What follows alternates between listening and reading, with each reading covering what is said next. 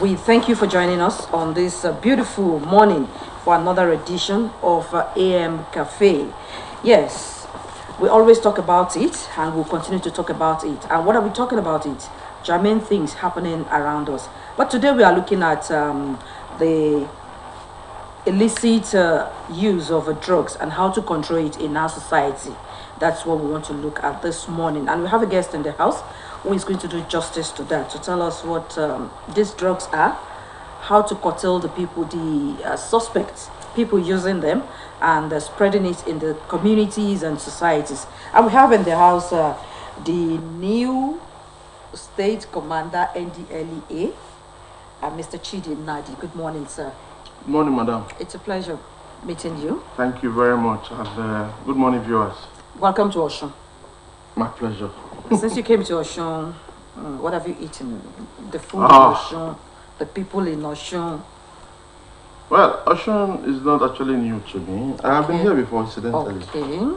I was here sometime in 2008 to 2013. Okay. So I think this is my second coming. Okay. So I'm used to the usual amala and gbegiri. My goodness.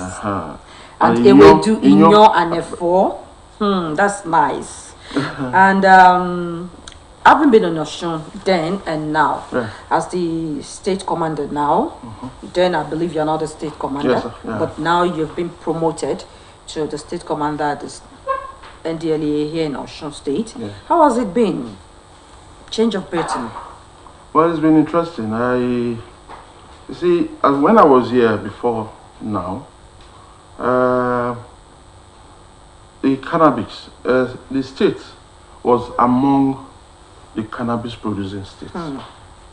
Cannabis producing means they cultivate cannabis. Cannabis in our local term now is Indian hemp, though we tend not to use the Indian hemp. At the time, the Indians were complaining that it's not their hemp. Okay. So it's called cannabis. So then it was known for just cultivation. And then too, they were majorly non-indigenous that were cultivating in the states. Okay. So they come from outside the states, they cultivate and they take them out. Then gradually, the indigenous now of the states started, participating in the cultivation. In cultivation, co-opted them, and sometimes even went as far as started selling within the state. Okay. Osun has always been a very peaceful state. Exactly. Relatively, in terms of crime, relatively low. But over time, so it was just cultivation and maybe consumption of cannabis in the state. Okay. But now, we discovered that, coming back now, barely 1 week, all manner of drugs are in the state at the moment. In fact, they don't even do the cannabis anymore because they see it as local. Okay. There are other drugs that have come into the states. Talk about methamphetamine, which is a very dangerous drug. Even more dangerous than cocaine. Meth. It is called meth. They call yes, methamphetamine, but the short word is meth. Some call it ice because it looks like ice. If you hear, most times in the southeast, it is called mkpurumini. Mkpurumini means it's like when it's raining, those little eyes that falls. Like that snow. Like snow, yes. So it's whitish, so that's why they call it ice. What is the methamphetamine? It is very dangerous drugs. That drug is in town right now. You have Loud. You have Colorado. These are all manner of, though they are breeds of cannabis, but they are imported. And our usual mentality that anything that is imported is better than the local one. So people tend to take those imported drugs now. Colorado is here, methamphetamine is here, cocaine is in town. How do you get to know that all these are in town now? Of course, arrest and seizures. We arrest them. They are there. Most of our record arrests. If you raid, any raid you go now, just a few days ago, they did a raid in this town and they arrested methamphetamine. Okay. They arrested Loud. If you see Loud, normally the local cannabis, which is probably 100 naira or 200, the same quantity of Loud is sold for more than 4,000-5,000 naira. Wow. So we have serious drug issues in the state at the stands. At the stand. And of course, these are people, as the state begins to develop, civilize, different people different. come in. Then also have, we have higher institutions around here, universities, schools, And so different people begin to come to town, and those drugs are introduced gradually, and it's becoming a trend. And it is necessary we cut it down before it becomes a major problem. Thank you very much, Commander. Let's look at what really leads our youth or the abusers of drugs into it. Majorly, peer pressure. Peer pressure. Peer pressure is number one. You see, sometimes, of course, there are some guys like in universities, people just get to, they want to know, maybe you associate with certain people that are already using the drugs. And if you don't use it, they see you as a Jew man. You know, you begin to feel as if you do not belong. Because sometimes if you are going out to parties, they say, no, we don't need it because you cannot cope. So sometimes because of that pressure, they are tempted to also belong. In an attempt to make feel as if they are one of them, they tend to be tempted to it. Of course, then availability of the drugs is also an issue. Like I told you before, that there was cannabis, there was no heroin, there was no cocaine. So once that drug is not in town, people will not. You may not necessarily have to get it. So if the person that was selling cannabis suddenly begin to sell methamphetamine, begin to sell cocaine, and sell heroin, sell tramadol, and all other similar drugs. Of course, once you come, the dealer tells you, okay, fine, this one is this one gives you a different feel, this one gives you a higher feel. You are tempted to take those other drugs. Of course, the parenting. We've had serious issues with parenting. Everybody, as early as 5 a.m., if parents want to rush out in an attempt to fend for the family, they disregard, the upbringing of the child. And once a child who probably does not have that proper parenting begins to get associated with his friends, he gets into drugs. Then you also have cases of divorce, broken homes. You see single parenting when a father, probably who was supposed to be there for the parents, is no longer there. And the child is left with the mother to fend for. And probably, of course, how much can she do? You begin to see those child, they will derail, get into drugs. Then, of course, in our universities, we have cases of students in the courts, and there are so many. Thank you so much, sir. As a mother, as a guardian, as a teacher, as a neighbor, how do I detect when I see one who is into drugs? It's simple. If we're actually observant, you will notice when your child begins to misbehave. Sometimes in their rooms, you begin to see strange things. Because probably tells you, mommy, you got to knock before you come to my room. Then that means he's conscious of your presence now. You get to see, sometimes they even look at their appearance. It begins, a child that used to be very smart, neat, tidied up, gets his hair clean, washes his clothes, you begin to see that he's untidy. He doesn't even care about his looks anymore. You begin to suspect there are issues.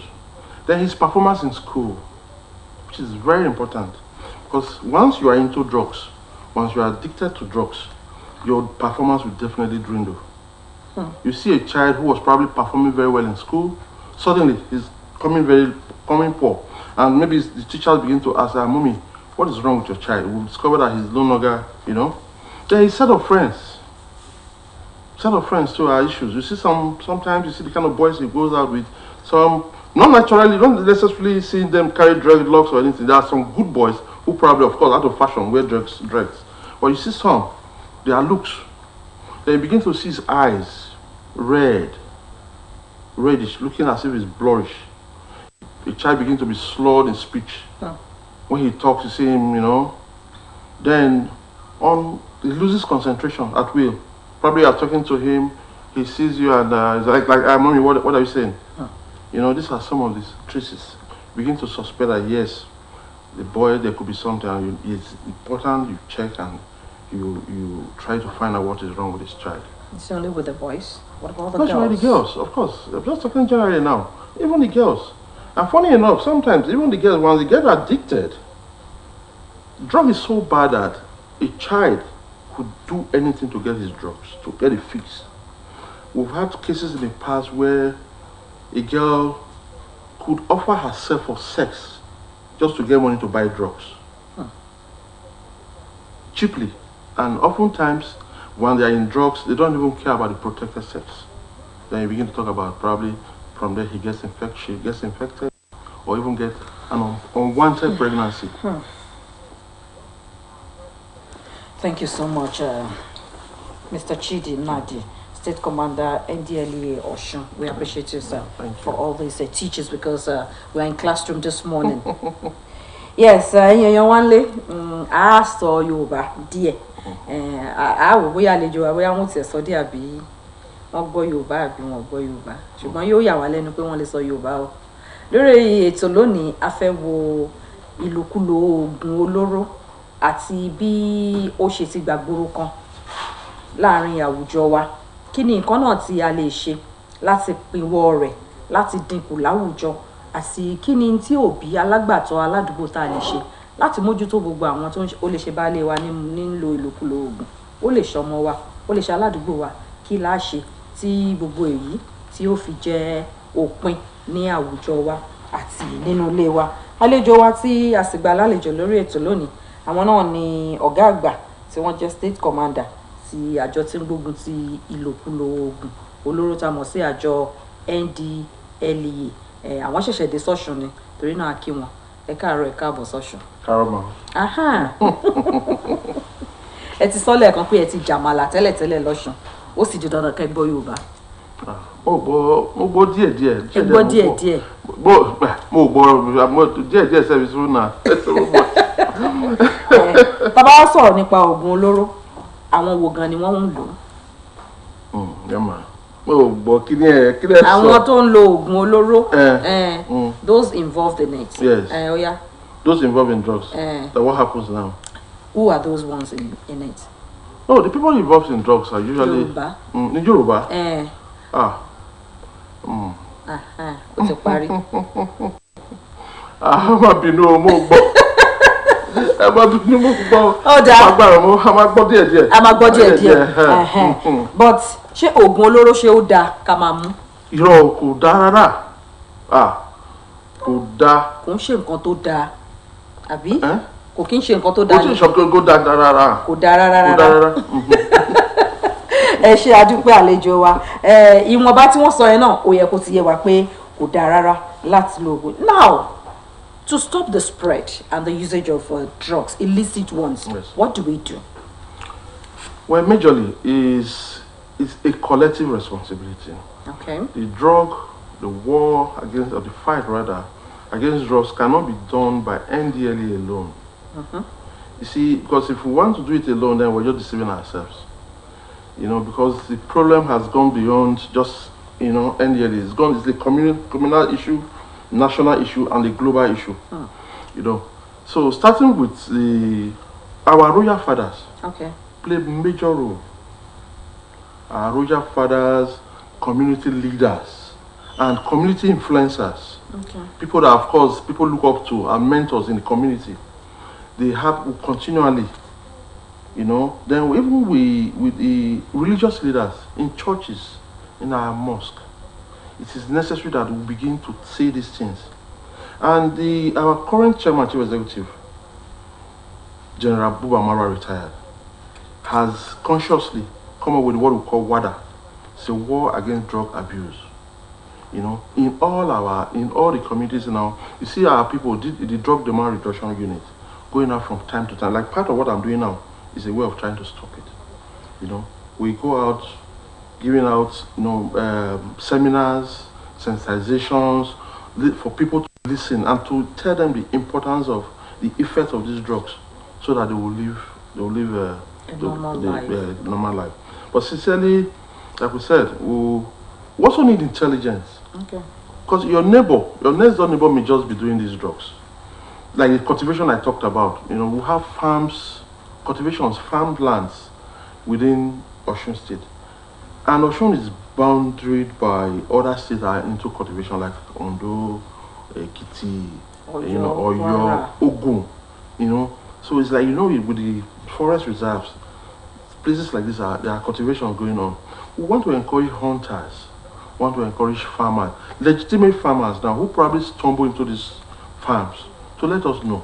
Okay. They can call. I'm going to drop my number after this time. Discreetly, discreetly, in confidentiality, they should call us and tell us about these cultivations, and it will be reduced to this barest minimum. Okay. Then in areas of people dealing within the town and people selling, if you also have information, so neighbors, somebody may just be selling. Of course, there's this usual fear of maybe my identity will be known. But sincerely, I want to assure you that with the current regime of our general, so whistleblowers are safe. they are very safe. Okay. Safe.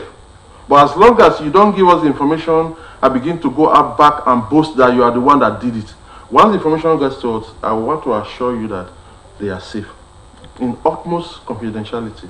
Okay, thank Once you. they give us this intelligence, we'll take it from there. We'll do discreet surveillance, we'll arrest the suspects, and once they are arrested with exhibit, madam, I want to assure you and the state that I will prosecute the individual. Okay, the suspect. The suspect. That's arrested. Thank you. Traveling out of the state, majorly on our highways, we see your guys, doing stop and search most times, and one finds it hard to believe how your boys get to know that someone is carrying drugs. Just ask them to alight. Everybody, calm down. And when you look at them, you just say, "Go and bring your bag." Me looking at the guy, you just say, "Bring out your pockets. Let's see what you have in your jacket. Turn out your pockets. Go and bring your bag from the boot." Some even say we use juju. I'm about to ask you, have you seen Bere Oju? They'll say they seen Oju. You use jazz to know that this guy has something in his bag. Already he's not with his bag at that moment. How do you get to know these things? Well, thank you for the question. It's a beautiful question. Madam, you see, that's why we are trained. We're professionals. We're professionals. And like I told you from the beginning, when you asked about how do you know that somebody is into drugs, for instance, there are certain features, there are body languages that are there, naturally there. But most times, like the bus comes, you see an officer peeps through, begins to look at faces. Just like the immigration sometimes, you see, they enter the bus and they say, "You come out, probably you are not a Nigerian." Yes, it's part of their training. And truly, if you ask, it's covered that probably the person is not a Nigerian, it's a foreigner, So in same likewise manner, once a vehicle comes, we'll call it profiling, madam. Once a vehicle is coming, they stop the vehicle, the officers look through. Of course, naturally, every criminal is always afraid. There are certain body languages he will give that the officer picks, and they also, "Okay, my friend, please, can I see your bag?" And oftentimes, they get it right. So people believe we use drugs. It's not drugs, it's just part of our training. And that means we know what we're doing. Kudos to you guys. Thank you. You're really working. Now, let's talk to our youths. Because we discovered that most of them are into it. Probably doing it, not even using it this time around, taking it, or selling, distributing. Some are even giving it free of cost. Not even minding that they have used their money to buy. Is it that they want many people to come into their fold, or they're just doing it deliberately to, destroy people's lives? What's their gain? Drugs, majorly. Anybody that goes into drugs deal is primarily to make money. Drugs are expensive. And because of the demand by the youths and those that use it. But once you are addicted to drugs, it becomes a lifestyle. You can't do without it. Sometimes they don't even eat. They prefer to take those drugs. So imagine somebody that takes drugs, averagely of 3,000 naira daily, for instance, and it's become a daily thing. So whoever says to him, is sure of getting 3,000 naira from him on a daily basis, and he brings other people to come and to patronize them. So majorly, it's for their selfish gain. They want to make money, And for anybody that is doing an illegal business to make money, it's evil. It's evil, So the ones they give, sometimes they even give free, like you said. Oftentimes it's not free. The idea is to get the person hooked on that drug, so he begins to bring in money. I had a case, also a particular case I handled back then, when I was more of the middle color. A man who bought a vehicle for the wife, brand new vehicle. Then after a while, He got so hooked to drugs that he didn't have money to pay. He drove this cab to the dealer, parked his car in his house, and requested for drugs. That man finished. He kept using drugs. And using the vehicle now as a collateral. He kept using drugs until the drug dealer took over the vehicle. And when he got home, he would tell the wife the car is in the mechanic. It was much later when they were discovered and we now arrested the man and retrieved his vehicle back. So sometimes even those ones that go free, they don't go free. They go as far as even drop their watches. They drop their phones.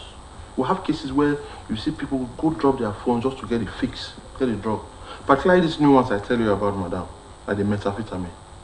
These are drugs you take, you feel so high, you feel happy. So sometimes when they are on these drugs, it's as if, like we used to say, they begin to see sound. Instead of seeing color, they see sound and they hear color. They see sound and they hear color. They hear color. So yes, that's why you see them. They tell you, I believe I can fly. You can stay on a 3-story building and face you can fly. They walk. See them walking as if they are walking on air. Dancing without listening to music. Music, thank you. So it's that bad. And when you're in that mood, so once the drug subsides, they want to get that feedback, so they run back to get the same drug. And when you don't have money, sometimes it results to crime. That man begins to steal, he begins to be violent, can even attack the parent, you know. So it's a terrible thing. It's a terrible thing. Thank you. And let me quickly add, madam, that this same drug we talk about, for every crime, you see boys now go, for a man to pull a gun and hit another man, he is always under the influence of drugs. No sane man will do Sometimes that. You see some of these crises we have here and there, youth begin to become restive, you know, then attack people just kill. Killing our fellow man is as if it's nothing now. Doesn't mean anything to them. No sane man, madam, will do that. They are all under the influence of drugs. Thank you very much. Collectively we should be able to come together and address it. Yeah. You talked about community influencer the other time. Yes. That they have a lot to do. Plenty. What about the ones that are walking in another direction? Maybe the community influencer, someone who is a role model to them, that they look up to, is the one selling this drug to them. Then, of course, he's no longer an influencer, unless it's a negative, if he's influencing them negatively, you know. But majorly, when we use the word community influencer, that people, once you look up to a man, it finally means he's a role model. He's taken the straight path, you understand? So when a man begins to deal in drugs, participate in drug deals, or all other nefarious activities, then of course he's no longer a positive man in society. All right, some people said that NDLEA, when you seize all those drugs, when you go to the farm or you see them taking it from one state to another, and you seize trucks of drugs, that you don't normally burn everything, you keep some for yourselves. Is it true? How possible? They say you keep some for yourselves madam, now. There is what we call chain of custody of exhibits. If you go to a place and you recover, even if it's a ton, from that moment, there are documentations of drugs that, okay, on social day, at social time, 1 ton of cannabis was seized. It is recorded by an exhibit officer who takes custody of that drug. If you tamper with it, you even lose the case in court. Because a ton, if you take a ton, arrest a ton, and you take a suspect with that ton to court, it's expected that you declare 1 ton in the court. And oftentimes, the court will require that you bring those drugs in, weighed. And after the judgment? After judgment, once we get conviction, it's also kept. Until such a time when we get an approval, a court, we have to also go back to court. That look, our exhibit room is filled up. The case have been determined. We can no longer keep them. For that reason, we are requesting the court to give us permission to burn, to destroy them. And it is destroyed at the glare of everybody. All manner of people. We invite the commissioner of police, we invite religious leaders, the judge will come. If it's not convenient for him, he sends a representative. the governor is invited or a representative. So it's always done at the glare of everybody. And we have a unit with the president chairman. We have a unit, we call them monitoring unit. This unit, before every destruction, will come and ensure that every exhibit that was declared or that was set to be ready for destruction are checked, weighed. They will bring in our forensic analysts to come and test them to be sure that it is exactly the same drug that we are burning. So the process is seamless and there is no way. And let me tell you, tampering with exhibit in NDLA is dismissal and prosecution. You will not only be dismissed, you will be prosecuted as if you were a drug dealer. It's a serious crime in NDLA, madam. It's always very difficult for anybody to tamper with exhibits. I, as the commander, does not have access to exhibits. We have a central exhibit officer. Once the suspect is arrested, all I see is the record. He takes charge. And oftentimes, people posted to those places are very diligent and meticulous officers. What if the suspect arrested is a member of NDLEA's member's family? What happens to the suspect? Madam, it's like asking me if you arrest an armed robber and is related to a police officer, so will he be spared? No. In fact, the officer will not even come to say they are related. Because how would you even explain that your brother or your relative is involved in drugs when you are even supposed to be the one to compel, to advise them properly? So most times, madam, no. Okay. If the officer is arrested, he will face the laws are straight. It said it's unlawful possession or dealing. There is no caveat to say that what if he's related to an officer or related to any senior citizen, that he should be given a separate punishment. Okay, now talking about the whistle before I go, what if a whistleblower deliberately, kind of wanted to tarnish the image of an enemy and calls you that he has drugs in his house, maybe planted drug in his house? How do you get to solve this case? You see, we are professionals.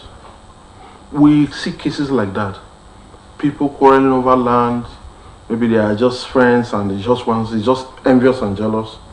If you there are processes which I may not tell you how we do, but of course I'll just give you a hint. If an intelligence comes to us that Miss XYZ is into drugs, and if you go to his house, he hides his drug usually inside, probably in a particular place. Fine, we'll do what we call surveillance. We don't just rush in to go and get the drugs. We'll do surveillance. We'll send an officer to go and verify. An officer goes there discreetly, probably hang around to see if there are actually drug activities going on in that area. One. Then also there are some of our officers that will probably dress like a drug user. Okay. He even make an attempt to buy. Okay. You understand? The man will not sell. Of course. Sometimes after discreet, surveillance and investigation, and it's discovered that the person does not sell. And it's not into it at all. And it's not into drugs. We may, just for the benefit of that, go in, search. If you search a drug dealer's house, it's always, there's no way it will be, the paraphernalia, that is the things they use for drugs, will be there. You even perceive smells, So you see, you perceive smells. So once we go in there and we discover that yes, this is probably, there's a base. Oftentimes, the person that gave the information will be brought in. Yes. Okay. Yes. We've had similar cases like that. For want of time. I had a case when I was in Onitsha, a family member, he was struggling over land. He told us his brother sells drugs, cannabis, that if we go there, we'll see. He even told us where we'll see the drugs. Rushed in and immediately went there. Truly, we recovered some wraps of cannabis. The man started shouting, "It is not my own. God, you know me." The man now we went for started shouting, and from his cry, you know that he was innocent. So officer said, "Shut up!" We took him to the office. After we've taken his statement, I just told my boys that he doesn't sell drugs. The man does not smoke cigarettes. So later, I said they should invite the man that gave us intelligence. Of course, without your brother knowing, of course, you could create a lot of. Then when he came, I said they should detain him. It was later we discovered that do you know that he eventually led us to where he bought the drugs? We arrested the man where he bought from. and will release his brother. So there are cases like that, of course. Oftentimes, when in the course of investigation, we'll definitely discover. You know that this guy does. Thank you so much, Mr. Chidi Nadi, State Commander Ediele Ocean. We thank you so much for coming. Thank you for having me. Yeah, you have said it the other time. Once again, I want you to advise our viewers at home, our community leaders, parents, guidance, everybody. How do we stay away from drugs? The drug situation, like I said earlier, is global. It's been here with us for a long time, and we've been seeing traces of other newer drugs. Synthetic ones are even coming. Like the meth I talked about is even here. But seriously, it's something we should collectively fight before it destroys us. You see our youths now, sometimes they get into all manner of crime, rape, courtesan, they bear arms, and in fact, even back to the north, even for terrorism, they are all cause of drugs. Kidnapping, drugs. Because like I said, no sane man will hit another person or kill another man without the influence of drugs.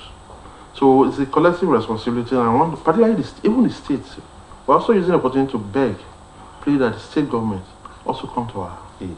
Because there are a lot to do with the state. And like I said, the drugs are here. Already. If we don't, yes, already, madam. The drugs are here, the youths are seriously into it, they are experimenting with it, you know, and once they get addicted to it, Australia has always been a safe state. I cannot assure you that we'll still enjoy this freedom we enjoy when everybody is already hooked on these drugs. It is a time for everybody to come together and fight it squarely, so that at least we begin to enjoy our peace and tranquility that we enjoy. Thank you so much, Mr. Chidi Nadi. Thank you, madam. Thank you for having me. It's a pleasure having you on the show this morning. Me too. Anytime. Yes, sir. Thank you. Your number, sir, or the number to call. Yeah, we have. There are issues you want to discuss with you, or information they want to give to you. Yes, we have two numbers. One for information. If you have information, I can also drop my personal number. Okay. I'm just coming, you know, because like just to tell you that the office is transparent. Okay. Anybody that have any intelligence, I'm the state commander. Or if you are afraid of probably giving it anyhow, or you are not sure, I want to assure you that you can call me. My number is open 247. Okay. It's 070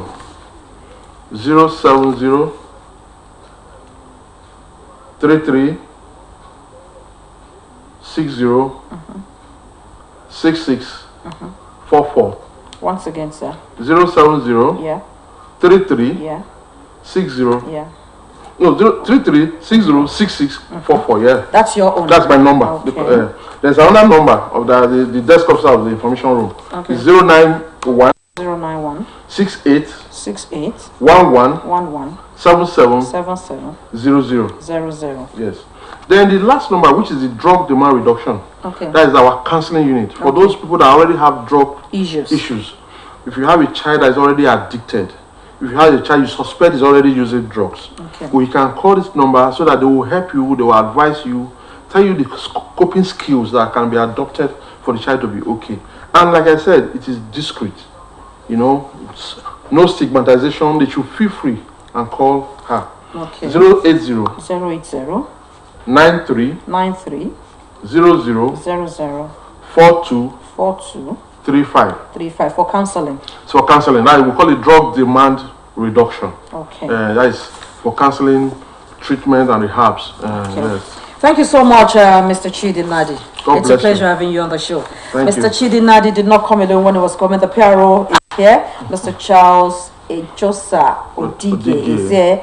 Akin Ajibua, the PA to the state commander, is also here. Once again, on behalf of the producer Shola Ogunle and the TV director Lasun Oyebayo, we appreciate you for coming. My pleasure. On behalf of the crew, we thank you, sir, thank you, madam, for being on the show. Thank you. And until tomorrow, when we come your way with another edition of AM Cafe, don't forget what he told us. Feel free to go to, where is your office located once again? As a testing ground. Testing ground. Opposite the Unity School, yes. Okay, opposite the Unity School. Feel free to go there and make sure that you see him or you see the counselor, or for any district call, make sure you call them. He has assured us of his words that there won't be a problem if you make your calls to complain or to tell them about anyone you feel selling drugs or you feel distributing drugs around us. Let us try all we can to make our society drug-free and safe haven for all of us. My name is Titi Lokwe Achiboye. See you next week.